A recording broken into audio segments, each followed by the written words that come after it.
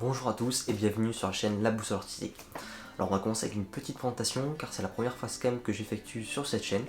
Je m'appelle Yannick et avec mon pote Arnaud, cela fait maintenant 2 ans que nous avons créé La Boussole Artistique. C'est à l'issue d'un voyage en Indonésie, plus précisément à Bali, que nous avons eu l'envie de créer un compte Instagram qui est dédié à la photo et à la vidéo. Je vous mets le lien ici, n'hésitez pas à aller voir et à vous abonner si le contenu vous plaît. Et plus récemment, nous avons créé cette page YouTube sur laquelle nous postons des vidéos que nous réalisons et également à l'avenir peut-être des vlogs comme celui-ci si le format vous convient. Alors à présent on va rentrer vraiment dans le vif du sujet de la vidéo, à savoir mes débuts dans le FPV et mon premier crash effectué il y a 2 jours maintenant. Cela fait maintenant 2 ans que je pilote des drones. J'ai commencé avec un Mavic R1 de DJI et 1 an plus tard j'avais investi dans un Mavic R2 que j'ai gardé 2 ans jusqu'à l'arrivée du nouveau DJI FPV. Mais bon, on y viendra plus tard dans la vidéo. À présent je vous mets quelques plans filmés avec le Mavic R1 et le Mavic R2.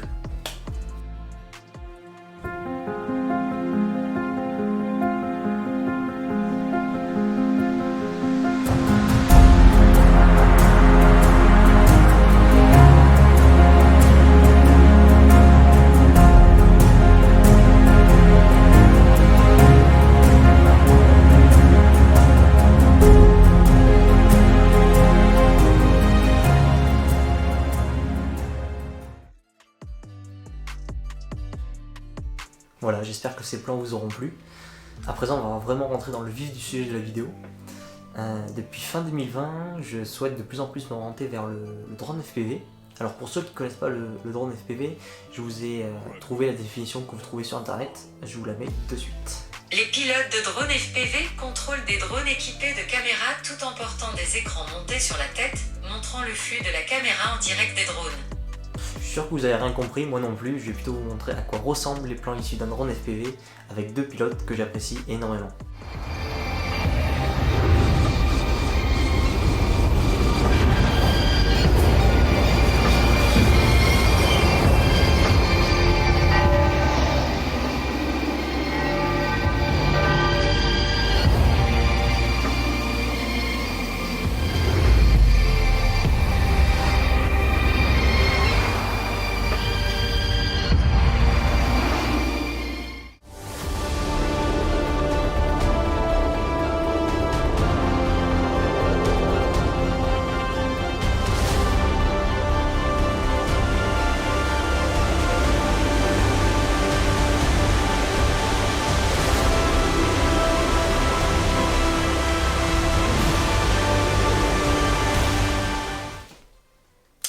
Alors j'espère que ces plans vous auront plu également.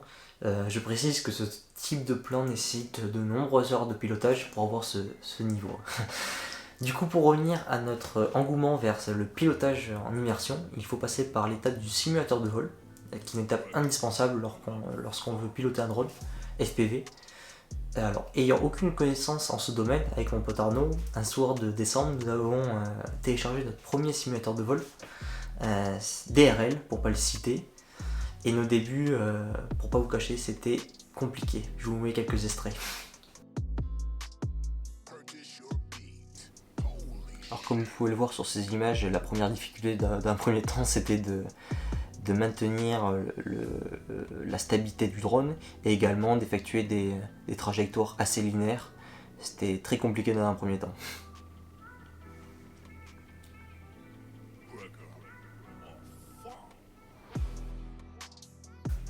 Alors comme vous l'avez vu, c'était assez catastrophique au début, mais les sensations de rapidité et d'immersion dans le vol étaient vraiment réunies et c'était vraiment assez prenant, on y a passé plusieurs heures.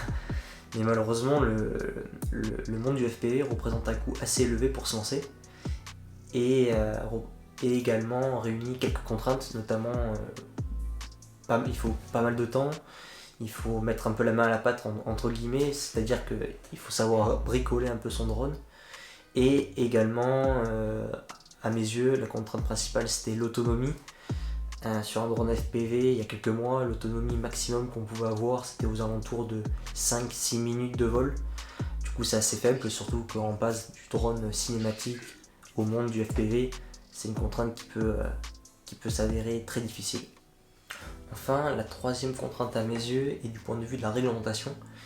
En France, lorsqu'on veut piloter un drone en immersion, c'est-à-dire en VR avec les lunettes sur les yeux, il faut être obligatoirement accompagné d'une autre personne qui surveille l'environnement extérieur.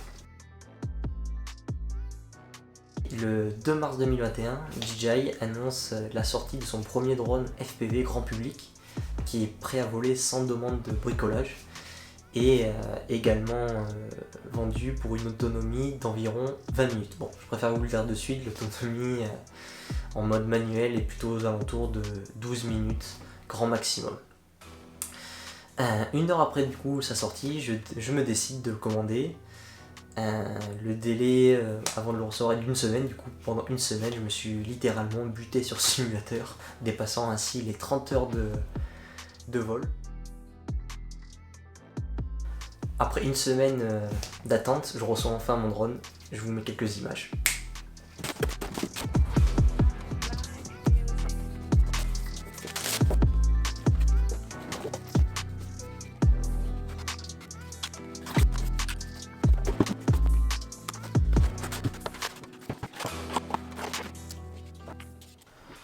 Une fois le déballage effectué, je m'empresse à charger toutes mes batteries dans le but d'aller tester le drone.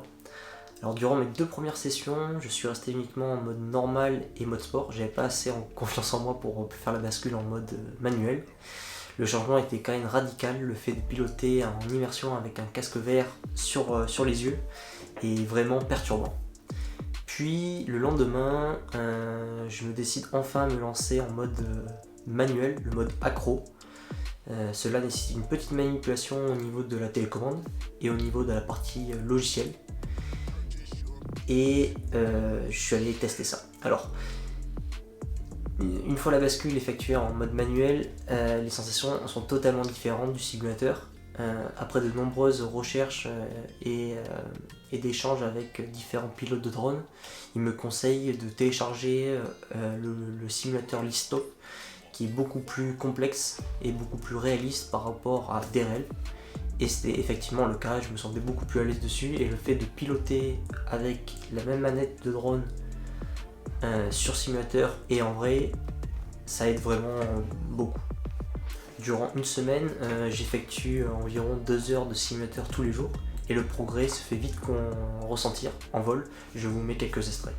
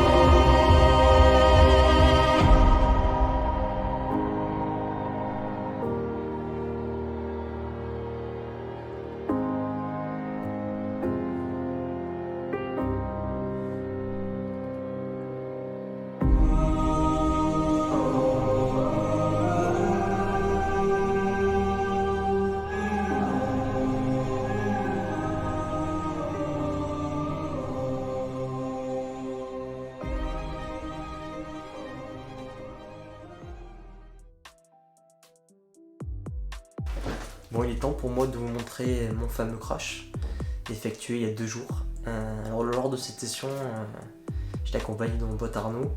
Je me sentais vraiment en confiance. Au bout de ma première batterie, je tente de passer entre 2 chaînes et malheureusement je manquais de concentration et de fluidité dans mon vol et je vous montre le résultat tout de suite.